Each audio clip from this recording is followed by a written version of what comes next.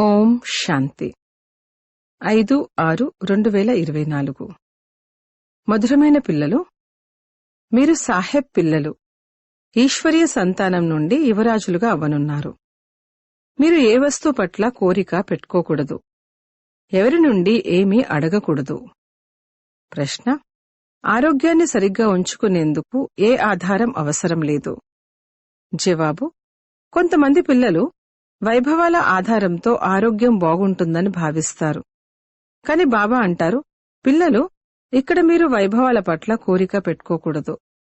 వైభవాలతో ఆరోగ్యం బాగవ్వదు. ఆరోగ్యాన్ని బాగా ఉంచుకునేందుకు స్మృతియాత్ర కావాలి.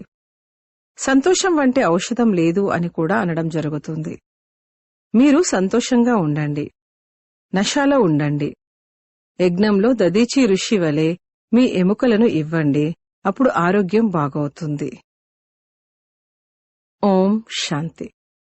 తండ్రి కరణ్ కరావన్హార్, చేసేవారు చేయించేవారు అని అంటారు. మీరు సాహెబ్ పిల్లలు, ఈశ్వరీయ సంతానం. మీది సృష్టిలో ఉన్నతోన్నతమైన స్థానం. మనము సాహెబ్ పిల్లలము. ఆ సాహెబ్ యొక్క మతం పైన ఇప్పుడు మళ్లీ మన రాజ్యభాగ్యాన్ని స్థాపన చేసుకుంటున్నాము అన్న నశ పిల్లలైన మీకుండాలి. ఇది కూడా ఎవరి బుద్ధిలోనూ గుర్తుండదు. బాబా అన్ని సెంటర్లోని పిల్లల కోసం చెప్తారు. అనేక సెంటర్లు ఉన్నాయి, అనేక మంది పిల్లలు వస్తారు. మనము బాబా శ్రీమతంపై మళ్లీ విశ్వంలో సుఖశాంతుల రాజ్యాన్ని స్థాపన చేస్తున్నామని ప్రతి ఒక్కరి బుద్ధిలో సదా గుర్తుండాలి. సుఖము మరియు శాంతి, ఈ 2 పదాలనే గుర్తుపెట్టుకోవాలి. పిల్లలైన మీకు ఎంతటి జ్ఞానం లభిస్తుంది, మీ బుద్ధి ఎంత విశాలంగా ఉండాలి. ఇందులో మందబుద్ధి నడవదు. స్వయాన్ని సాహబ్ యొక్క పిల్లలు ఈశ్వరీయ సంతానంగా భావించినట్లయితే పాపాలు సమాప్తమైపోతాయి. రోజంతటిలో బాబా స్మృతి ఉండని వారు చాలామంది ఉన్నారు. బాబా అడుగుతారు, మీ బుద్ధి డల్గా ఎందుకైపోతుంది? సెంటర్లకు ఎటువంటి పిల్లలు వస్తారంటే, మేము శ్రీమతంపై విశ్వంలో మా దైవీ రాజ్యాన్ని స్థాపన చేస్తున్నాము అన్నది వారి బుద్ధిలో ఉండనే ఉండదు. లోపల ఆ నశ, శుద్ధ గర్వం ఉండాలి. మురళి వినేటప్పుడు రోమాలు నిక్కబొడుచుకోవాలి. ఇక్కడైతే బాబా చూస్తుంటారు, పిల్లల యొక్క రోమాలు ఇంకా డెడ్ అయినట్లుగా ఉంటాయి. మేము శ్రీమతంపై బాబా స్మృతిలో వికర్మలు వినాశనం చేసుకుని మా రాజధాని స్థాపన చేసుకుంటున్నామని తమ బుద్ధిలో గుర్తులేని పిల్లలు ఎందరో ఉన్నారు. ప్రతిరోజు బాబా అర్థం చేయిస్తారు, పిల్లలు, మీరు యోద్ధులు, రావణుడిపై విజయాన్ని పొందేవారు. తండ్రి మిమ్మల్ని మందిరయోగ్యంగా తయారు చేస్తారు. కాని అంతటి నశ లేక సంతోషం పిల్లలకుంటుందా? ఏదైనా వస్తువు లభించకపోతే వెంటనే అలుగుతారు. బాబాకైతే పిల్లల అవస్థను చూసి ఆశ్చర్యమనిపిస్తుంది. మాయా సంఖ్యల్లో చిక్కుకుపోతారు. మీ గౌరవము, మీ కార్యవ్యవహారాలు, మీ సంతోషము అనేవి అద్భుతంగా ఉండాలి. ఎవరైతే మిత్ర సంబంధికులను మర్చిపోరో వారెప్పుడు తండ్రిని స్మృతి చేయలేరు. ఇక వారు ఏ పదవిని పొందుతారు? ఆశ్చర్యమనిపిస్తుంది. పిల్లలైన మీలో ఎంతో నశ ఉండాలి. స్వయాన్ని సాహెబ్ పిల్లలుగా భావించినట్లయితే ఏదీ అడగాలి అన్న చింత ఉండదు. బాబా అయితే మనకు ఎంతటి అపారమైన ఖజానా ఇస్తారంటే ఇక 21 జన్మల వరకు ఏదీ అడగవలసిన అవసరమే లేదు. అంతటి నశ ఉండాలి. కాని బుద్ధి డల్గా, మందబుద్ధి వలె ఉంది. పిల్లలైన మీ బుద్ధి అయితే 7 అడుగుల పొడవుండాలి. మనుషుల పొడవు ఎక్కువలో ఎక్కువగా 6-7 అడుగులుంటుంది. బాబా పిల్లల్ని ఎంతటి ఉల్లాసంలోకి తీసుకొస్తారు. మీరు సాహెబ్ పిల్లలు. ప్రపంచంలోని వారైతే ఏమీ అర్థం చేసుకోరు. మీరు వారికి ఏమని అర్థం చేస్తారంటే, మనం తండ్రి ఎదురుగా కూర్చున్నాము, తండ్రి స్మృతి చేస్తూ ఉన్నట్లయితే వికర్మలు వినాశనమవుతాయి అని మీరు కేవలం ఈ విధంగా భావించండి. తండ్రి అర్థం చేయిస్తారు, పిల్లలు, మాయ మీకు చాలా కఠినమైన శత్రువు. అది మీకు ఎంతటి శత్రువో ఇతరులకు అంతటి శత్రువు కాదు. మనుషులకైతే తెలియనే తెలియదు. వారు తుచ్చబుద్ధి కలవారిగా ఉన్నారు. బాబా ప్రతిరోజు పిల్లలైన మీకు చెప్తారు, మీరు సాహెబ్ పిల్లలు. మీరు తండ్రిని స్మృతి చెయ్యండి మరియు ఇతరులను మీ సమానంగా తయారు చేస్తూ ఉండండి. మీరు అందరికీ ఇది కూడా అర్థం చేయించవచ్చు. భగవంతుడైతే సత్యమైన సాహెబ్ కదా. కావున వారి పిల్లలైన మనం ఈశ్వర్య సంతానం. పిల్లలైన మీరు నడుస్తూ తిరుగుతూ బుద్ధిలో ఇదే గుర్తుంచుకోవాలి. సేవలో దదీచి ఋషి వలె ఎముకలను కూడా ఇవ్వాలి. ఇక్కడ ఎముకలను ఇవ్వడం కాదు కదా, ఇంకా ఎదురు పారమైన సుఖాలు వైభవాలు కావాలని కోరుకుంటారు. ఆరోగ్యమేమైనా ఈ వస్తువులతో బాగవుతుందా? ఆరోగ్యం కోసం కావలసింది స్మృతి యాత్ర. ఆ సంతోషం ఉండాలి. అరే, మనమైతే కల్పకల్పము మాయతో ఓడిపోతూ వచ్చాము, ఇప్పుడిక మాయపై విజయాన్ని పొందుతాము. తండ్రి వచ్చి విజయాన్ని ఇప్పిస్తారు. ఇప్పుడు భారత్లో ఎంతటి దుఃఖముంది. పారమైన దుఃఖాన్నిచ్చేవాడు రావణుడు. వాళ్ళంతా విమానాలు ఉన్నాయి, మోటార్లు మెహల్లు ఉన్నాయి, ఇక ఇదే స్వర్గమని భావిస్తారు. ఈ ప్రపంచమే అంతమైపోనున్నదని వారు అర్థం చేసుకోరు. లక్షలు కోట్లు ఖర్చు చేస్తారు, ఆనకట్టలు మొదలైనవి నిర్మిస్తారు. యుద్ధ సామాగ్రి కూడా ఎంత తీసుకుంటున్నారు. అంతా ఒకరినొకరు హతమార్చుకుంటున్నవారు అనాథలు కదా. ఎన్ని గొడవలు కొట్లాట్లు చేస్తారు. ఇక అడక్కండి.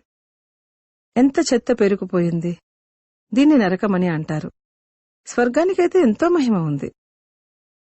మహారాజు ఎక్కడికి వెళ్లారు అని బరోడా మహారాణిని అడగండి. అప్పుడు ఆమె అతను స్వర్గస్థులయ్యారు అని చెప్తారు. స్వర్గమని దేన్నంటారు అని ఇదెవరికీ తెలియదు. ఎంతటి ఘోర అంధకారముంది. మీరు కూడా ఘోర అంధకారంలో ఉండేవారు. ఇప్పుడు తండ్రి అంటారు, మీకు ఈశ్వర్య బుద్ధి ఇస్తాను. స్వయాన్ని ఈశ్వర్య సంతానంగా సాహెబ్ పిల్లలుగా భావించండి. యువరాజులుగా తయారు చేయడం కోసం సాహెబ్ చదివిస్తారు. గొర్రెకేమి తెలుసు? సురమండలం యొక్క స్వరాలు. గొర్రె ఏం అర్థం చేసుకోగలదు అన్న నానుడి బాబా వినిపిస్తారు కదా. ఇప్పుడు మీరు అర్థం చేసుకున్నారు. మనుషులందరూ కూడా మేకలు గొర్రెల వలె ఉన్నారు. వారికేమీ తెలియనే తెలియదు. కూర్చొని ఏదేదో మహిమ చేస్తూ ఉంటారు. మీ బుద్ధిలో ఆది మధ్యాంతాల రహస్యముంది. మేము విశ్వంలో సుఖశాంతులను స్థాపన చేస్తున్నాము అన్నది మంచి రీతిలో గుర్తుంచుకోండి. ఎవరైతే సహాయకులుగా అవుతారో వారే ఉన్నత పదవిని పొందుతారు. అందులో ఎవరెవరు సహాయకులుగా అవుతారు అన్నది మీరు చూస్తారు. ప్రతి ఒక్కరూ తమ హృదయాన్ని ప్రశ్నించుకోండి. మేమేం చేస్తున్నాము? మేము మేకలు గొర్రెల్లా అయితే లేము కదా. మనుషుల్లో అహంకారం ఎంత ఉందో చూడండి. గుర్రు గుర్రుమంటూ ఉంటారు. మీకైతే తండ్రి స్మృతి ఉండాలి. సేవలో ఎముకలను ఇవ్వాలి. ఎవ్వరినీ అసంతుష్టపరచకూడదు. స్వయం అసంతుష్టమవ్వకూడదు. అహంకారం కూడా రాకూడదు. నేను ఇది చేస్తాను, నేనింత తెలివైన వాణ్ణి, ఈ ఆలోచన రావడం కూడా దేహాభిమానమే. వారి నడవడిక ఎలా అయిపోతుందంటే ఇక సిగ్గుపడాల్సి వస్తుంది. లేకపోతే మీకు ఉన్నంత సుఖం ఇంకెవ్వరికీ ఉండదు. ఇది బుద్ధిలో గుర్తున్నట్లయితే మీరు మెరుస్తూ ఉంటారు. సెంటర్స్లో కొందరు మంచి మహారథులు ఉంటారు. కొందరు గుర్రపు స్వారీ వారు ఉంటారు. పాదాచారులు కూడా ఉంటారు. ఇందులో చాలా విశాలమైన బుద్ధి ఉండాలి. ఎలాంటి బ్రాహ్మణులు ఉన్నారంటే కొందరు చాలా సహాయకులుగా ఉన్నారు. సేవలో ఎంతో సంతోషం ఉంటుంది. మీకు నష ఎక్కాలి. సేవ చేయకపోతే ఏం పదవి పొందుతారు? తల్లిదండ్రులకైతే పిల్లల పట్ల గౌరవం ఉంటుంది. కాని వారు స్వయాన్నే గౌరవించుకోకపోతే ఇక బాబా ఏమంటారు? పిల్లలైన మీరు కొద్ది సమయంలోనే అందరికీ తండ్రి సందేశాన్నివ్వాలి. తండ్రి మన్మనాభవ అని చెప్తున్నారని చెప్పండి. పిండిలోని ఉప్పు వలె గీతల్లో కొన్ని పదాలు సరైనవి ఉన్నాయి. ఈ విశాలమైన ప్రపంచం ఎంత పెద్దది. ఇది బుద్ధిలోకి రావాలి. ఇది పెద్ద ప్రపంచం. ఎంతమంది మనుషులు ఉన్నారు. ఇవేవీ ఇక ఉండవు. ఏ ఖండం యొక్క నామరూపాలు ఉండవు. మేము స్వర్గానికి యజమానులుగా అవుతాము అని రాత్రింబవలు ఈ సంతోషం ఉండాలి. జ్ఞానమైతే చాలా సహజం. అర్థం చేయించేవారు చాలా చాతుర్యం కలిగి ఉండాలి. అనేక రకాల యుక్తులు ఉన్నాయి. తండ్రి అంటారు, నేను మిమ్మల్ని డిప్లొమాట్, రాయబారిగా తయారు చేస్తాను. వారు డిప్లొమాట్ అని, అంబాసిడర్ అని అంటారు. కావున పిల్లల బుద్ధిలో ఓహో, అనంతమైన తండ్రి మాకు డైరెక్షన్లు ఇస్తున్నారు అని గుర్తుండాలి. మీరు ధారణ చేసి ఇతరులకి కూడా తండ్రి పరిచయాన్ని ఇస్తారు. మీరు తప్ప మిగిలిన ప్రపంచమంతా నాస్తికులుగానే ఉన్నారు. మీలో కూడా నెంబర్ వారుగా ఉన్నారు. కొందరైతే నాస్తికులుగా కూడా ఉన్నారు కదా. తండ్రిని స్మృతే చెయ్యరు. బాబా మేము శృతిని మర్చిపోతున్నామని స్వయమే అంటారు. మరి వారి నాస్తికులైనట్లు కదా. ఈ తండ్రి ఈశ్వర్య సంతానంగా తయారు చేస్తారు. వీరు గుర్తుకు రావడం లేదా? ఇది అర్థం చేసుకోవడానికి కూడా చాలా విశాల బుద్ధి కావాలి. తండ్రి అంటారు, నేను ప్రతి 5000 సంవత్సరాల తర్వాత వస్తాను. మీ ద్వారానే కార్యము చేయిస్తాను. యోద్ధులైన మీరు ఎంత బాగున్నారు. వందే మాతరమని మీరు మహిమ చేయబడతారు. మీరే పూజ్యులుగా ఉండేవారు, మళ్లీ పుజారులుగా అయ్యారు. ఇప్పుడు శ్రీమతంపై మళ్లీ పూజ్యులుగా అవుతున్నారు. పిల్లలైన మీరు ఎంతో శాంతిగా సేవ చేయాలి. మీరు అశాంతి చెందకూడదు. ఎవరి నరనరాల్లోనైతే భూతాలు నిండి ఉన్నాయో వారు ఏం పదవి పొందుతారు? లోభం కూడా పెద్ద భూతమే. ప్రతి ఒక్కరి నడవడిక ఎలా ఉంది అని బాబా అంతా చూస్తూ ఉంటారు. బాబా ఎంత నష ఎక్కిస్తారు. కొందరు సేవ చేయకపోతే కేవలం తింటూ తాగుతూ ఉంటారు. ఇక 21 జన్మలు సేవ చేయవలసి ఉంటుంది. దాసదాసీలుగా కూడా తయారవుతారు కదా. చివరిలో అందరికీ సాక్షాత్కారాలు జరగనున్నాయి. హృదయం పైకైతే సేవాదారులే ఎక్కుతారు. ఎవరినైనా అమరలోక వాసులుగా తయారు చేయడమే మీ సేవ. బాబా ధైర్యాన్నైతే ఎంతగానో అందిస్తారు. ధారణ చెయ్యండి. దేహాభిమానులకు ధారణ జరగదు. మనం తండ్రిని స్మృతి చేసి వేశ్యాలయం నుండి శివాలయంలోకి వెళ్తామని మీకు తెలుసు. కావున ఆ విధంగా తయారై కూడా చూపించాలి. బాబా అయితే ఉత్తరాల్లో రాస్తారు, ప్రియమైన ఆత్మిక ఈశ్వరీయ పిల్లలు, ఇప్పుడు శ్రీమతంపై నడిచినట్లయితే, మహారథులుగా అయినట్లయితే రాజకుమారులుగా తప్పకుండా అవుతారు.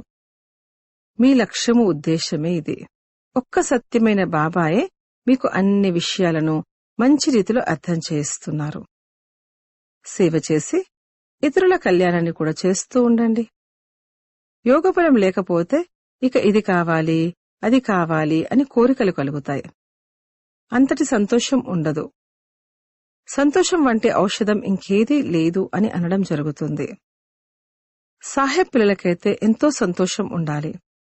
అది లేకపోతే ఇక అనేక రకాల విషయాలు వస్తాయి. అరే, తండ్రి విశ్వం యొక్క రాజ్యాధికారాన్నిస్తున్నారు, ఇంకేం కావాలి? ప్రతి ఒక్కరూ తమ హృదయాన్ని ప్రశ్నించుకోవాలి. మేము ఇంతటి మధురమైన బాబాకు ఏం సేవ చేస్తున్నాము? తండ్రి అంటారు, సాహెబ్ వచ్చి ఉన్నారని అందరికీ సందేశాన్నిస్తూ వెళ్ళండి. వాస్తవానికి మీరందరూ సోదరులు. మనమందరము పరస్పరం సోదరులకు సహాయం చెయ్యాలని అంటూ ఉంటారు. ఈ ఆలోచనతో అయితే సోదరులు అని అంటారు. ఇక్కడైతే తండ్రి అంటారు, మీరంతా ఒకే తండ్రి పిల్లలు, కావున పరస్పరం సోదరులు. తండ్రి స్వర్గస్థాపనను చేసేవారు. పిల్లల ద్వారా స్వర్గాన్ని తయారు చేస్తారు. సేవ కోసం యుక్తులనైతే ఎన్నో అర్థం చేయిస్తారు. మిత్ర సంబంధీకులకు కూడా అర్థం చేయించాలి. చూడండి, పిల్లలు విదేశాల్లో ఉన్నారు. వారు కూడా సేవ చేస్తున్నారు. రోజురోజుకు మనుషులు ఆపదలను చూసి మరణించే కన్నా ముందే వారసత్వాన్ని తీసుకోవాలి అని భావిస్తారు. పిల్లలు తమ మిత్ర సంబంధికులను కూడా ఉన్నతంగా తయారు చేస్తున్నారు. పవిత్రంగా కూడా ఉంటారు. ఇకపోతే నిరంతరము భాయి భాయి యొక్క అవస్థ ఉండడం అన్నదే కష్టం. తండ్రి అయితే పిల్లలకు సాహెబ్ జాదే, సాహెబ్ పిల్లలు అన్న ఎంత మంచి టైటిల్నిచ్చారు.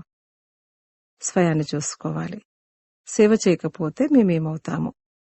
ఒకవేళ ఎవరైనా జమ చేసుకున్నా అది తింటూ తింటూ సమాప్తమైపోతే అప్పుడు వారి ఖాతాలో నష్టం జమ అవుతుంది.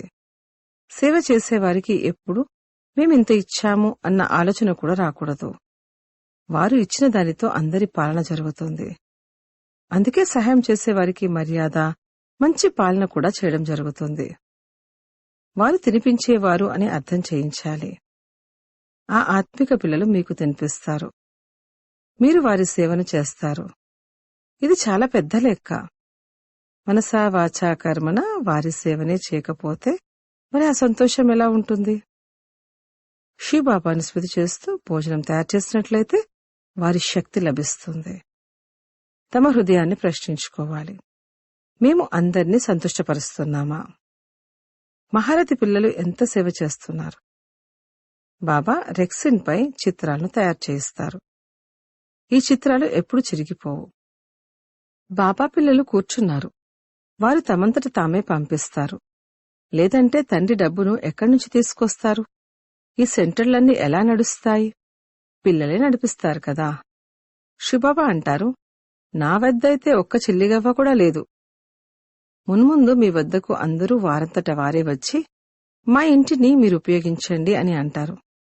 మీరంటారు, ఇప్పుడు టూ లేట్ అయిపోయింది అని. తండ్రి పేదల పాలిటి పెన్నిది. పేదవారి వద్ద డబ్బు ఎక్కడి నుండి వస్తుంది?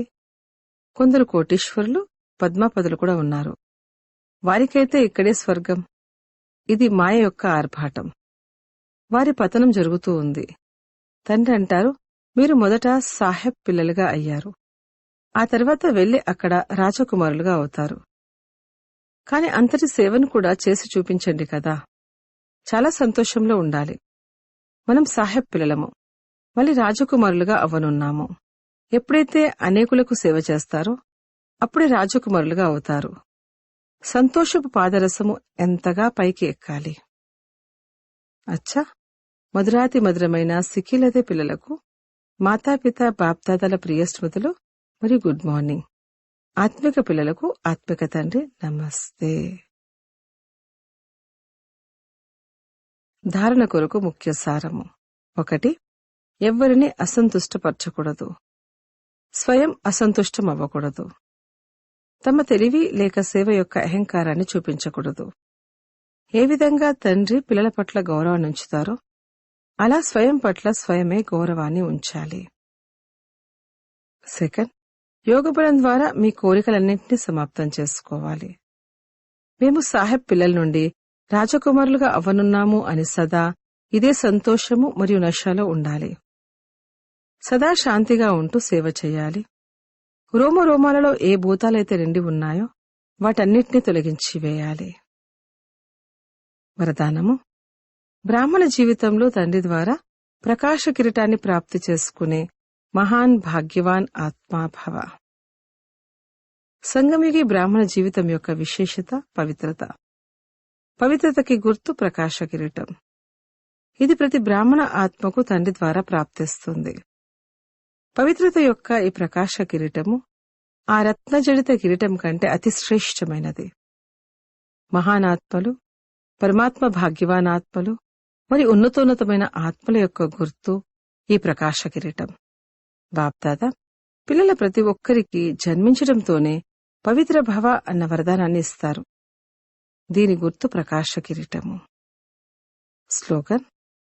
అనంతమైన వైరాగ్య వృత్తి ద్వారా కోరికలకు వశమై వ్యాకులత చెందుతున్న ఆత్మల యొక్క వ్యాకులతను దూరం చెయ్యండి. ఓం శాంతి.